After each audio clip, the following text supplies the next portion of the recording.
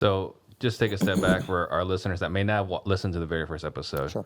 What does it mean to become your own bank? All right, so let me explain it this way, and I'm just going to use a prop. So all of us save money, or at least I hope most of us are saving money, and we've been taught, and I always say lied to, about where our money goes. So you get paid, and you trade hours for dollars, and you get paid. When you get this money, what do you do with it? You put it into somebody else's bank, a traditional bank. Then from there, you invest it, you buy cars, you start businesses like this, you do whatever you're going to do. So what happened with this concept is back a long time ago, the Rothschilds, the Rockefellers, the J.P. Morgans, and all the wealthiest families, they were bankers, but they didn't trust banks. So they needed to find a better place to store their capital. And the safest place then and now is none other than giant mutually owned insurance companies.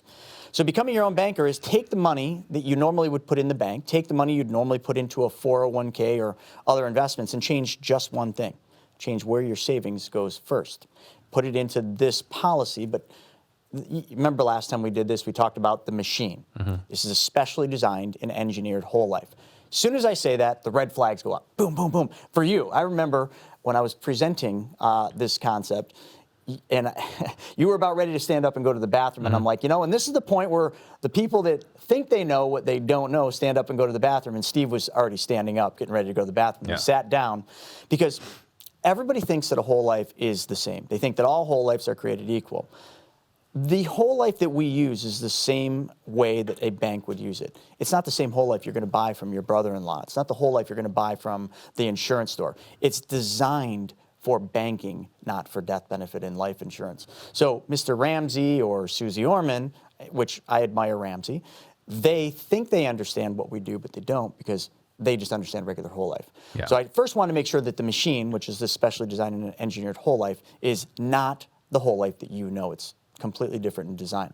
So when we put our money in that machine, the whole life, that money is now earning a guaranteed interest rate from the insurance company plus a dividend. By today's standards, it's about 6%. I put that money there, but that's boring. No one wants to, this is what people do. They put their money somewhere, and to get compound interest, they think they got to leave it there. But this is the one change. I put my money here, and then I can immediately take my money out, and I can lend it out. I can use it to buy a car. I can invest it in crypto or whatever, and my money actually never left my account. So when you use a bank account, you put, let's just say $1,000 in a bank account, you take 900 out, how much is left in your bank account? $100. Right. And you're earning interest on 100. In this, if I put 1,000 in this account and I take 900 out, I'm still earning interest and dividends on the full 1,000. Because the insurance company lets me take my money out, but it's not really my money. They're giving me a loan against my death benefit. Right. Because all whole life has a death benefit. So all I'm doing is I'm borrowing against my death benefit that's going to be paid out someday when I die. So now let's give the full circle. Now that I've changed where my money goes, I want all of you to think of a circle. Your money starts on the left side of the circle. And I'm just saying all you should do here is change where that money goes. Then your money's going to move over to the other side of the circle, which are going to be the things you buy, the things you invest in, just wherever your money's going to go. We're going to do that same thing, but we're now doing it with our bank, where our money starts. And when it's over here, let's go simple, right? Debt. Most people have credit card debt or some type of debt. So every month you're making a monthly payment. So out of this, I've got, $155. I'm just using it as an example.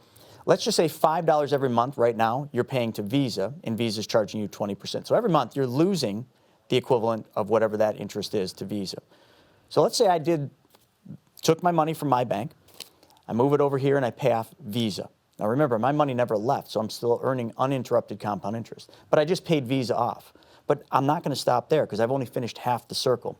I'm now going to take the $5 that I used to give every single month to Visa, which was the interest I paid them, and I'm going to move it around the bottom part of the circle, and I'm going to repay my bank. So the difference here is you now just recaptured the equivalent of making whatever you're paying Visa or Amex or Discover. In this case, let's just call it 20%. That $5 represents 20% that used to leave my household forever. Now that 20% is landing back in my bank. If that works for debt, what else does it work for? It works for cars. Works for planes. I mean, my business partner bought a plane using this. Instead of financing it through a bank, his bank financed it. We today use a lot of this for real estate. We take money from our banking systems. We then lend it out to other real estate investors that need money. We charge anywhere between 8 and 12%. And then we take the interest and we circle back over here. It's all the same thing you're doing now. Becoming your own bank is the exact same thing you're doing right now. You're just changing who is holding your capital. And by that one change, you tap into what Albert Einstein calls the eighth wonder of the world, and that's compound interest.